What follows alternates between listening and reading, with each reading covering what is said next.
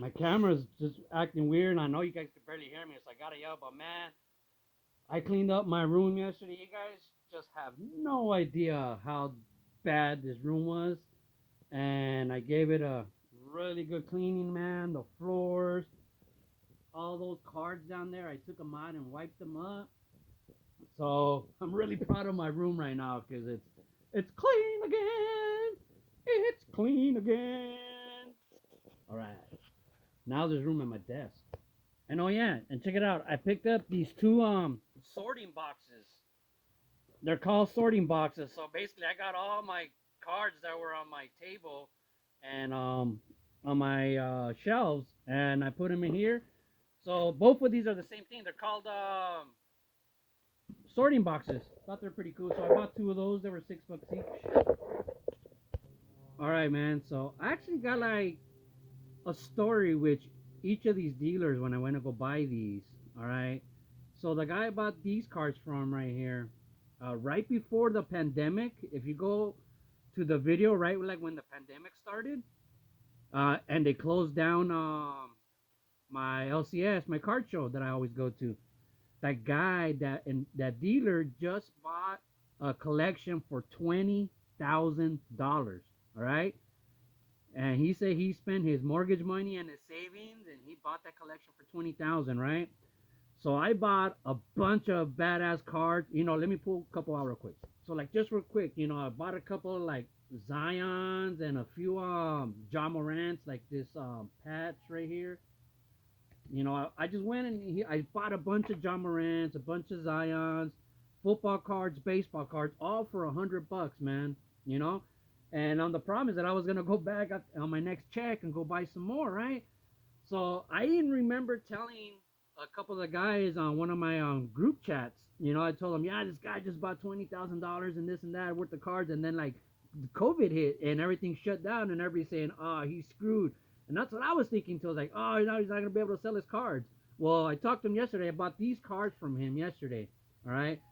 And I told him, so what happened with that set that you bought for $20,000, that collection? And he's all, oh man, he said he made a killing. He said he like made his money like so many times over, after the prices went up, you know. So he said to him the timing could not be more perfect. He said he made so much money.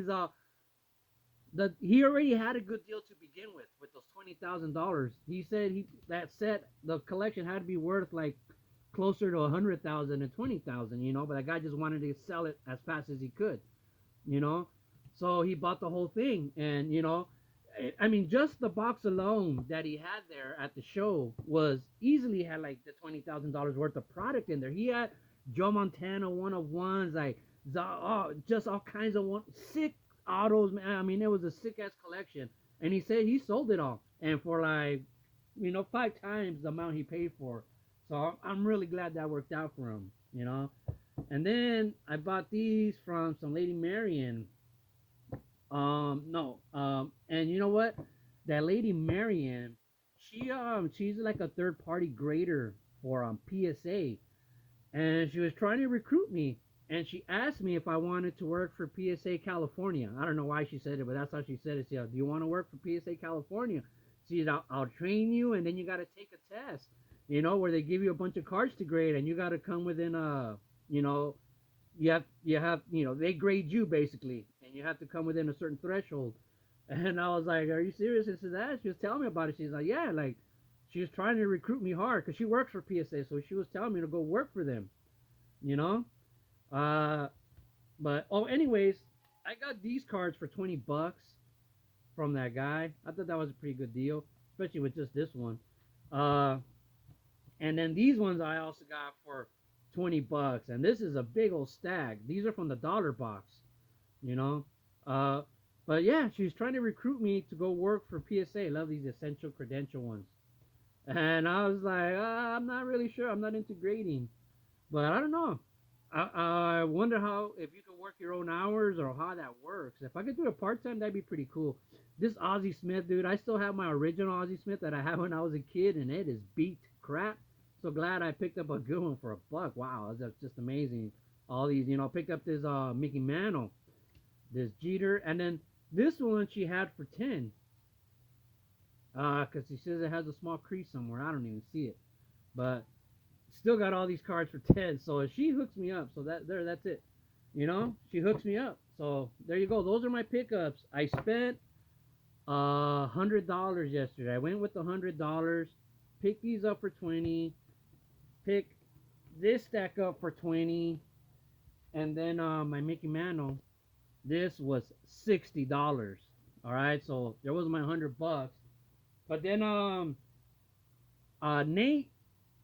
Nate had I seen a big giant upper deck card of Barry Bonds, so I took a picture of it and I sent it to Nate and asked if he needed it. And and I was already getting ready to leave, so I waited for his text and for him to answer back, and he never did. I took out $20, but he never came out. So I didn't know what that car was going to be worth. So by the time he called me back, I had already left. And while I was waiting, that's when I bought those boxes. These what's that, Lumpy? These sorting boxes. So I bought those. I was waiting for him, and those are $12. But so I left, and then he texted me back that he does need that Barry Bonds card, and I was like, okay, well my son is still there. I'm gonna have to call him and have him buy it for me. So my son went back and he bought it. And a little funny story to go with that, he said that I had no idea what the price of the car was gonna be to begin with at all. Zero. But then Nate tells me that it's actually a pretty hard card to get. That it's pretty hard to get and hard to find. That he's never been able to find it, and how it's numbered and rare. They only made so many, so I was thinking, oh man, it's gonna be like $50 or something, maybe, or more, you know. So I told my son, I go pick it up, and I'll give you the money when you get home. I'll give you the money when you get home. So he said, all right. I said, it might be like 40.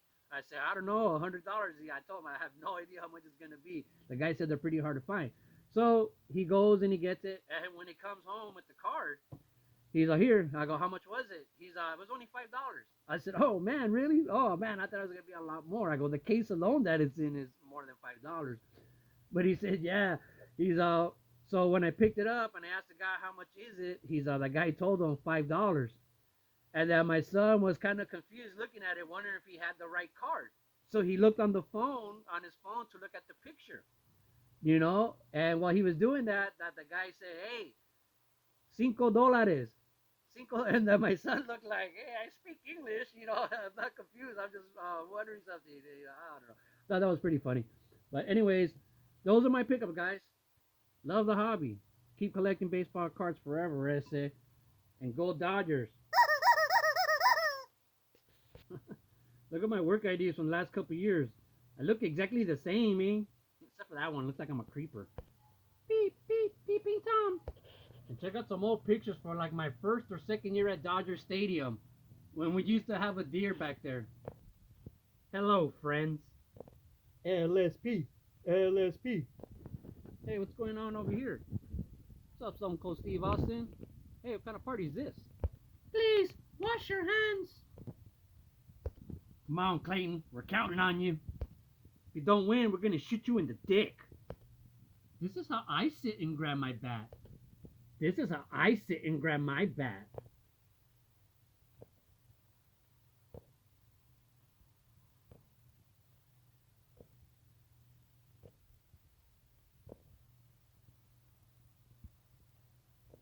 Kobe.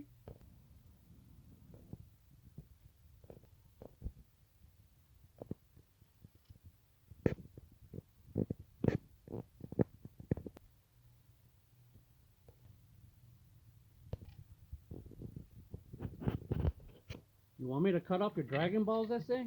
Because I will.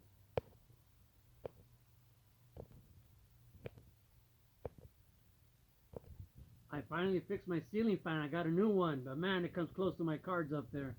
They already took a piece.